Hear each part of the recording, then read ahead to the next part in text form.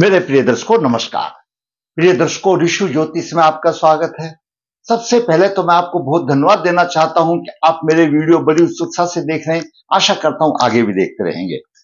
ऋषि ज्योतिष आप लोगों के द्वारा दी हुई कुंडली में जो परेशानी आ रही है उनके ऊपर शास्त्रों के अनुसार, अपने अनुभव के अनुसार आपका मार्गदर्शन करता रहा है। जरूरत है मेरे चैनल पर बने रहने की। मैं हमेशा बोलता हूं, आप व्हाट्सएप में या कमेंट्स में आप मेरे पास अपनी परेशानी, अपना डिटेल्स, आपको क्या परेशानी है वो लिखना आवश्यक पहुंचा दीजिए। जब आपका नंबर आएगा अवश्य वीडियो बन जाएगा। अभी एक जातक ने 2-3 बार से लिख रहा है, पिछले 5-3 बार में 2 बार हो गया। नहीं, मेरे साथ सभी लोग जुड़े हुए हैं। जो भी दर्शक है, जिसने भी कमेंट्स में लिखा है या व्हाट्सएप में लिखा है, मैं सबका मार्गदर्शन करूंगा और मैं जल्दी ही करूंगा। ऐसा नहीं है अब नहीं करूंगा। आप बने रहिए मेरे वीडियो पर, अवश्य होगा, चिंता ना करें, अवश्य मैं आपका मार्गदर्शन करूंगा। आज के वीडियो में हम एक पुरुष जातक का मार्गदर्शन कर रहे हैं जिसकी आयु लगभग समझो 28 साल की हो गई है। और जब 25 साल का हो जाता है तो युवक व्यवसाय की तरफ भागता है, शादियों की तरफ भागता है। हर जरूरी बात है। शिक्षा के बाद व्यवसाय, रोटी रोजी, मकान, ये तो सब एक मूल आवश्यकताएं हैं। कुंडली में बहुत अच्छे ग्रह योग हैं, लेकिन फिर भी फल नहीं मिल रहा है। जिसके 10वें भाव में, ये 10वां भाव है, सम्मान का भाव है, उसमें अगर सिंह राशि में सूर्य हो तो सूर्य तो शासन का कारक है और दिग्बली हो जाता है 10वें भाव में, तो कहने वाली बात ही नहीं। और उसके ऊपर गुरु की भी दृष्टि हो तो उस होने पर सुहागा है, लेकिन उसको फल नहीं मिल रहा। क्यों नहीं मिल रहा, विचार करेंगे। प्रथम भाव लगन लगनेश से स्वयं से प्रतिनिधि करता है। लगन और लगनेश का बलवान होना बहुत ही आवश्यक है, इनका बलवान होना चाहिए। द्वितीय भाव धन का, कुटुंब का, तृतीय पराक्रम, चतुर्थ भाव घरेलू सुख, माता, पंचम भाव शिक्षा, संतान, छठा भाव रोग शत्रु रण का, सप्तम भाव जीवन साथी का और दैनिक व्यवसाय का, अष्टम भाव आयु और कष्ट का, नवम भाव भाग्य भाव धर्म भाव है, 10वां भाव सम्मान में ले जाने वाला, ऊंचाइयों पर ले जाने वाला और पिता के सुख का भी भाव माना जाता है, जो पिता से द्वितीय भाव है। एकादश भाव इच्छा पूर्ति का भाव है, आमदनी का भाव है, बड़े भाई का भाव है, आपकी सोसाइटी का भाव। आप कैसे कहते हैं बहुत जरूरी है, क्यों वो भी एक चाहिए। आप काम करेंगे तो आमदनी होगी। कुछ लोग ऐसे होते हैं अपने आप आमदनी खींची चली आती है। द्वादश भाव सेवा सुख का भाव है, किसी प्रकार के दंड का भाव है, विदेश का भाव है और खर्चे का भाव है। ये सामान्य तौर पर सब आदमियों को आना चाहिए। जो नया दर्शक मेरा जुड़ता है उसको भी पता होना चाहिए, इसलिए मैं आपके 1 या 2 मिनट लेता हूं उसको बताने में। जैसे मैंने अभी बताया, 10वें भाव में अगर सिंह राशि हो और सूर्य वहां पर हो और गुरु की दृष्टि हो तो ऐसा है, सोने पर सुहागा होता है, प्रतिष्ठा आदमी होता है, प्रतिष्ठा की कोई कमी नहीं थी, परोपकारी होता है, सब चीजों से माता पिता का सेवक होता है। ये आमतौर पर हम तोते की तरह बताते हैं, परंतु ऐसा कुंडली में तो है लेकिन नहीं मिल रहा है। कारण देखेंगे क्यों नहीं मिल रहा, हम विचार करेंगे। दर्शकों, आज का विषय धनी और बुद्धिमान, प्रतिष्ठा एवं सम्मान का योग है। शिक्षा, संतान का पक्ष कमजोर और स्वास्थ्य कमजोर। जातक का जन्म 8 सितंबर 1996 कृष्ण पक्ष एकादशी पुनर्वसु 4 रविवार को हुआ। जन्म के समय पर वृश्चिक लगन उदय हुआ। वृश्चिक लगन के 2 डिग्री 40 मिनट है, लगन कमजोर हो गया। 2 डिग्री 40 मिनट पर है और लगन कमजोर हो गया, क्योंकि सम राशि में है। हम उसकी गहराई तक जाते हैं तो सम राशि में 1 से 6 डिग्री तक तो वैसे मृत अवस्था होती है, लगन कमजोर हो गया। गुरु द्वितीय भाव में अपनी राशि में 14 डिग्री 2 मिनट लेकर के विराजमान है। पंचम भाव में केतु 15 और शनि 11 डिग्री लेकर विराजमान है। 9वें भाव में शुक्र 7 डिग्री और मंगल 5 डिग्री और चंद्र 0-19 डिग्री लेकर के विराजमान है। लगन के उदय अंश के हिसाब से शुक्र और मंगल के चंद्रमा के अंश अच्छे हैं, प्रभावशाली हैं। कमजोर है ये 7 डिग्री है, 5 डिग्री है, 0-19 डिग्री है, लेकिन लगे के उदय अंश देखो जो प्रकाशमान क्लियर है, इनको मिली है कुछ ना कुछ बाकियों से अच्छे हैं। सूर्य 10वें भाव में अपनी राशि में लेकिन 22 डिग्री लेकर के विराजमान है। अभी आप देखिए, सोचिए, मैं यहीं से बता चलता हूं, लगन के उदय 2 डिग्री 40 मिनट है और सूर्य के 22 डिग्री 30 है, तो यानी 20 डिग्री का अंतर हो गया उदय अंश में। जब बालक ने जन्म लिया था उस समय तो सूर्य कहीं दूर था उस कुंडली में। जैसे मैंने पिछली बार आपको राशि में बताया था कि राशि के 30 अंश होते हैं और वो शुरू में ही बच्चे ने जन्म ले लिया और तो सूर्य तो दूर है, पूरा प्रकाशमान नहीं है। वो इस तरह से लाइट मानो, जैसे मैंने बताया था दिन ढलते टाइम पर की जो लाइट होती है, सूर्य छिप जाता है तो लाइट है इतना ही प्रकाशमान, मतलब प्रभाव कम हो गया। कहने का मतलब यह है कि जब इतनी दूर चला गया तो प्रभाव कम हो गया, कहीं ज्यादा और से प्रभावहीन भी हो जाता है। एकादश भाव में राहु 15 डिग्री लेकर के विराजमान है, वहीं पर बुध 8 डिग्री 50 मिनट लेकर अपनी उच्च राशि में, लेकिन वक्री है। ज्योतिष का सिद्धांत है दर्शकों, कोई भी जो ग्रह अगर उच्च राशि में होगा, वक्री होगा तो नीच का फल देगा, और कोई भी ग्रह अगर नीच राशि में है और वह वक्री होगा तो उच्च का फल देगा। तो यहां पर एकादश भाव में बुध भी काम से चला गया और बुध के साथ राहु भी है, जड़त्व योग बन गया, भ्रमित योग बन गया, बुद्धि को खराब करने वाला योग बन गया। ये ग्रहों की स्थिति इस प्रकार की रही। अभी बुध की महादशा चल रही 21/4/19 से 20/4/23-36 तक है। उत्तर फाल्गुन नक्षत्र है, सूर्य के नक्षत्र में बुध एकादश भाव में है। नीच का देना देगा, कोई भी ग्रह फल तो देगा, लेकिन जो नीच का जो प्रभाव हो जाता है परिश्रम करा करके देगा, आसानी से नहीं देगा। अगर मान लिया ये उच्च ग्रह वक्री नहीं होता तो आसानी से धन की आमदनी देता, लेकिन यहां पर ब्रेक लग गया, आमदनी में तो ब्रेक लग गया और साथ में राहु भी आ गया। बुध राहु भ्रमित है, राहु मायावी है, राहु जालसाज है, राहु हमारे पिता में है। जो हमने जो पूर्वजों के प्रति जो अपने कामों में कुछ कमी रखी है पूरे जन्म में, या हमारे माता पिता ने, दादा दादी ने, उसी हिसाब से राहु जो है अशुभ योग बनाता है, क्यों राहु पूर्वजों का प्रतिनिधि करता है। वृश्चिक लगन वाले साधारण तौर पर इनके स्वामी मंगल देव होते हैं, उग्र स्वभाव होता है, राजा द्वारा सम्मान तो मिलता है, लेकिन विपरीत बात को ये पचा नहीं पाते, क्यों सेनापति होते हैं और उनका अनुशासन क्षेत्र अच्छा होता है, अनुशासन प्रिय होते हैं और जान पहचान का क्षेत्र भी उनका अच्छा होता है। लग्नेश नीच राशि में है मंगल है, लेकिन साथ में चंद्रमा 5 डिग्री 0-19 में नजदीक है, 4 डिग्री। मान लिया चंद्रमा कमजोर है लेकिन नजदीक है, नीच भंग हो रहा है, यहां पर हम चंद्रमा को बलवान कर सकते हैं, यहां पर हम मंगल का भी रत्न धारण कर सकते हैं, मंगल को भी बलवान कर सकते हैं। जो हम कर सकते हैं वो करेंगे, आगे जाके देखते हैं। चंद्र मंगल शुक्र की 3 युति है, चंद्र मंगल शुक्र की 3 युति, तीनों का एक ही प्रभाव आ जाता है। अगर चंद्र मंगल गुरु शुक्र युति 9 भाव में हो तो 9 भाव धर्म का भाव है, भाग्य का भाव है, तो ऐसा जातक बुद्धिमान होगा, व्यवहार कुशल होगा, भ्रमणशील होगा, कामुक प्रवृत्ति भी होगी, विलास प्रिय भी होगा। तो शुक्र भी साथ में आ गया, मंगल भी साथ में आ गया, चंद्रमा भी आ गया। और दूसरी तरफ देखें, मंगल लग्नेश है और चंद्रमा 9 भाव का स्वामी है। मतलब लग्नेश और 9 भाव के स्वामी की युति हो तो धर्मात्मा बन जाता है। और शुक्र द्वादश भाव का स्वामी है, धार्मिक पृथ्वी में वो खर्च करने वाला होता है, और स्त्री का भी प्रतिनिधि करता है, जीवन साथी का प्रतिनिधि करता है, तो स्त्री भी धार्मिक होती है। तो ये युति चंद्र मंगल शुक्र हमको तीनों को प्रभाव ये देती है, शुभ प्रभाव है, अच्छा है, कोई दिक्कत नहीं है। गुरु सूर्य 10वें भाव में अपनी राशि में है। सूर्य जब 10वें भाव में अपने राशि में होता है तो उसका प्रभाव दर्शकों यह तेजस्वी होता है, विद्वान होता है। ऐसा जातक क्यों? अग्नि तत्व की राशि है, सेना पुलिस में जाने से अच्छा होगा। अगर ग्रह योग अच्छा हो, अंश ठीक हो, तो सेना में उच्च पद पा देता है, माता पिता को सुख देने वाला है। ऐसे जातक का भाग्य हमेशा साथ देता है, उच्च पद आराम से मिल जाता है, समाज और देश का नेतृत्व करने वाले होते हैं, धर्म और बुद्धिमान, व्यवसाय में प्रतिष्ठा देखना। और ऐसे सूर्य को गुरु द्वितीय भाव से देख रहा है, नवम दृष्टि से 10वें भाव को। यहां पर गुरु के 2 प्रभाव आ जाते हैं। एक तो सिंह राशि में सूर्य हो और उसको गुरु देखे, बिल्कुल सिंह राशि में सूर्य है तो गुरु की दृष्टि है कि 22 और 14 अच्छे डिग्री है, व्यवसाय में प्रतिष्ठा का योग बनता है, परंतु वह निष्फल हो जाता है। अगर 10वें भाव में सूर्य हो और उसको गुरु देखे तो बुद्धिमान भी होगा और व्यवसाय में अच्छा उच्च पद और प्रतिष्ठा मिलेगा, क्योंकि गुरु देख रहा है। दूसरा, गुरु साधारण तौर पर भी अगर 10वें भाव को देखता है तो भी परोपकारी होगा। ऐसा जातक परोपकारी होगा, एकांत प्रिय होगा, बुद्धिमान होगा, धनी और बुद्धिमान होगा। जरूर होगा, लेकिन सूर्य की डिग्रियां मेल नहीं खाती ज्यादा है।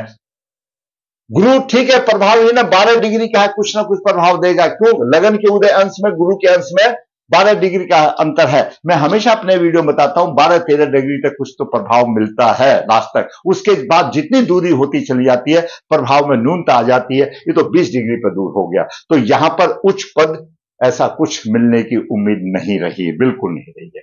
अब बात करें बुध की। बुध जैसा मैंने पहले ही बता दिया, एकादश भाव में उच्च राशि में वक्री है, तो नीच का फल देगा। आमदनी का पक्ष कमजोर होगा, शिक्षा संतान में परेशानी आएगी, जड़त्व योग होगा, बुद्धि कमजोर होगी।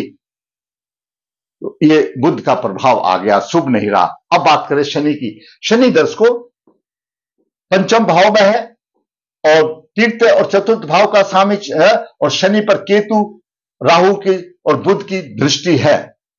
ये 4 ग्रहों का प्रभाव, राहु, बुध और केतु, शनि का पंचम भाव में अशुभ प्रभाव है। संतान पक्ष में कमी, अगर हो भी जाए संतान तो मतभेद रहता है। शिक्षा, संतान में परेशानी, बुद्धि भ्रष्ट तो वैसे ही होगी कि बुद्धि विवेक का भाव है ये। स्त्री, शनि तीसरी दृष्टि से दाम्पत्य यानी जीवन साथी के भाव को देख रहा है, सप्तम भाव को देख रहा है, यहां पर अच्छा देगा। दैनिक व्यवसाय में अच्छा होगा और पत्नी के विषय में भी थोड़ा सा अच्छा सफलता मिलेगी।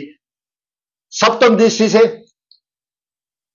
देख रहा है तो यहां पर राहु शनि पीड़ित है, आमदनी के विषय में कमजोर होगा, क्योंकि पीड़ित है शनि तो कमजोर होगा। दसम दृष्टि से द्वितीय भाव को देख रहा है, वहां पर गुरु बलवान बैठा है और शनि की यहां पर नहीं चलेगी, कोई नुकसान नहीं कर सकता है, क्योंकि वहां पर गुरु 14 डिग्री लेकर के बैठा हुआ है। अब बात करें राहु की। राहु दर्शकों एकादश भाव में है, अपने क्षेत्र में विशेष सफलता प्राप्त करने का योग बनता है। धन कमाने में उचित अनुचित साधन का प्रयोग कर सकता है। स्वार्थ साधन में तेज होता है। ऐसा जातक अपने स्वार्थ साधन में तेज होता है, उसको अनायास अचानक धन की लाभ भी हो जाती है। पराक्रमी होता है, क्योंकि पंचम दृष्टि से पराक्रम भाव का दया, सप्तम दृष्टि से शिक्षा संतान में परेशानी आती है, और नौ दृष्टि से यहां पर सप्तम भाव को देखा, विवाह में देरी आती है या विवाह में मधुरता की कमी रहती है। अब बात करें केतु की। दर्शकों केतु तो पंचम भाव में है, शिक्षा संतान में परेशानी, भाग्य में रुकावट, पंचम दृष्टि से भाग को देख रहा है। केतु मंगल को भी पीड़ित कर रहा है, शुक्र को भी पीड़ित कर रहा है, ये दोनों पीड़ित हो रहे हैं, तो इसका उपाय करना पड़ेगा। चंद्रमा पर केतु का प्रभाव नहीं है, क्यों? 15 डिग्री का फर्क है। 15 डिग्री में कोई ना युति का बनता है, अगर बराबर की ग्रह हो तो ठीक है, नहीं तो कोई प्रभाव नहीं बनता। सप्तम दृष्टि से एकादश भाव को देख रहा है, उतार चढ़ाव देगा। नौ दृष्टि से लगन भाव को देख रहा है, हमेशा रोगी रहेगा, हमेशा रोगी रहेगा, शरीर में रोग रहेगा। तो ये मैंने आपको ग्रहों का प्रभाव बता दिया। अभी दर्शकों राहु केतु की बेल्ट में पूरे ग्रह हैं। गुरु बाहर है 14 डिग्री है, राहु के 15 डिग्री है।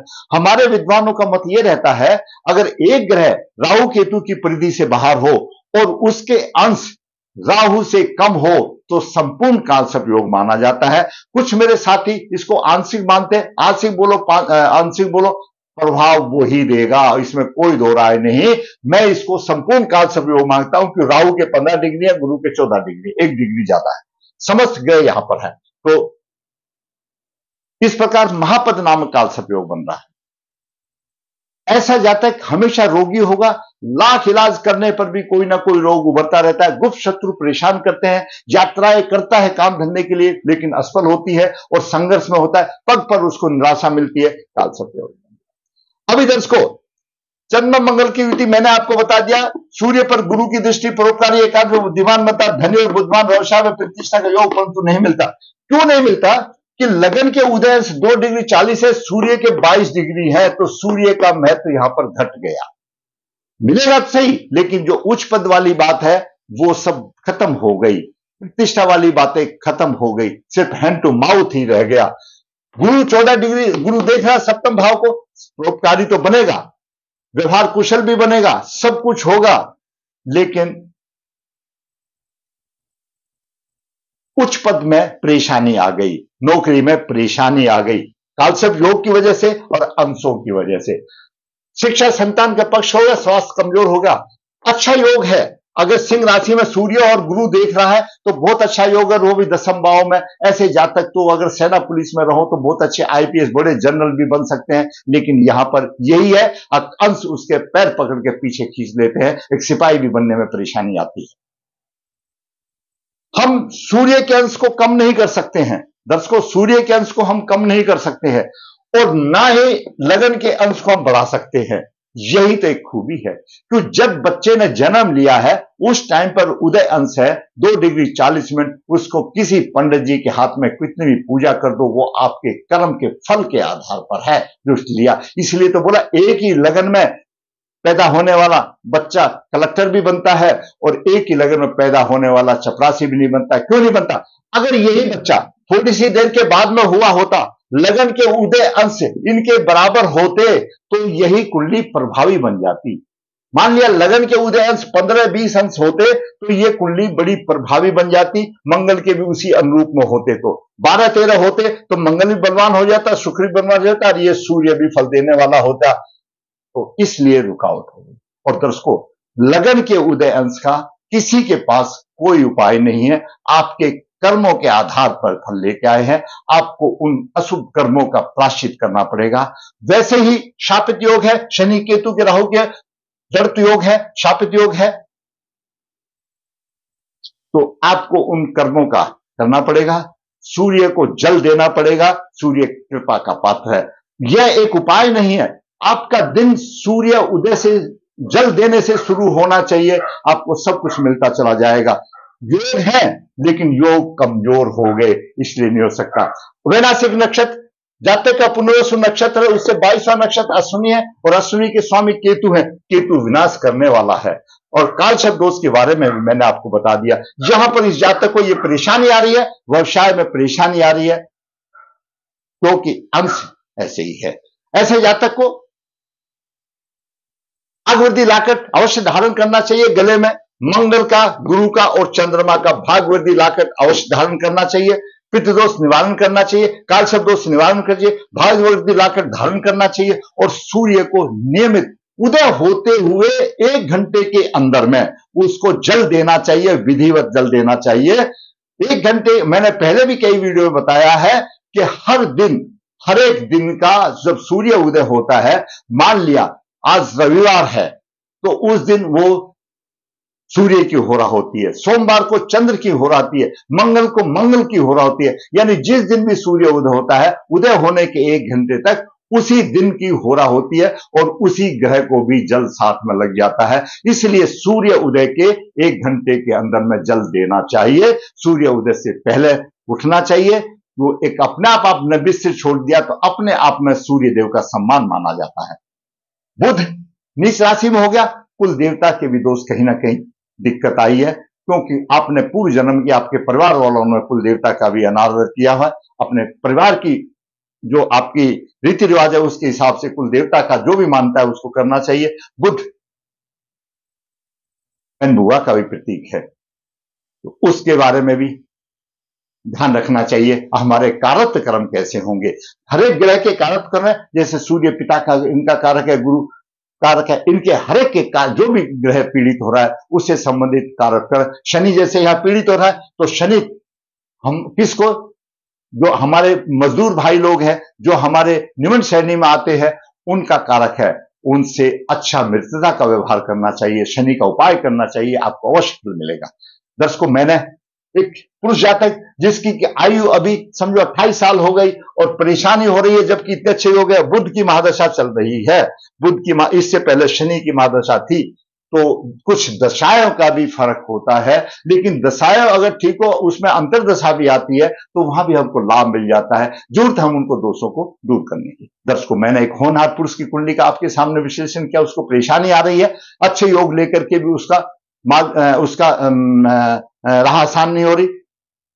मैंने अपनी सूझबूझ से, अपने अनुभव से और शास्त्रों के अनुसार मैंने उसका भी मार्गदर्शन करने की कोशिश की, उससे आपका भी मार्गदर्शन। अगर आपको समझते हो मेरा वीडियो अच्छा लगा तो आप लाइक करें, शेयर करें और लोगों को बताएं और ऋषि ज्योतिष के साथ जुड़े, ऋषि ज्योतिष का चैनल सब्सक्राइब करें ताकि आपके पास पहुंचे और मैं निःशुल्क आपकी कुंडली में जो आपकी परेशानी आ रही है उसका विश्लेषण करके आपका मार्गदर्शन होता है। जरूर ऋषि ज्योतिष जुड़ने की। ऋषि ज्योतिष नर्मदा जी के तट के नजदीक है। यहाँ पर काल सर्वदोष पितृदोष की पूजा की जाती है। जो इच्छुक संपर्क कर सकता है। ऋषि ज्योतिष हाथ से पत्रिका लिखता है। जो इच्छुक संपर्क। ऋषि ज्योतिष कन्या भाव के लिए गुण मिलान बिना किसी शुल्क से आसान करने के लिए आपको भेजता है। जरूर ऋषि ज्योतिष जुड़ने की। अगर आपको मेरे वीडियो अच्छा लगा लाइक करें, शेयर करें। अगर जिसने मेरा चैनल सब्सक्राइब नहीं है ताकि मेरा मनोबल ऊंचा हो, सब्सक्राइब करें। धन्यवाद।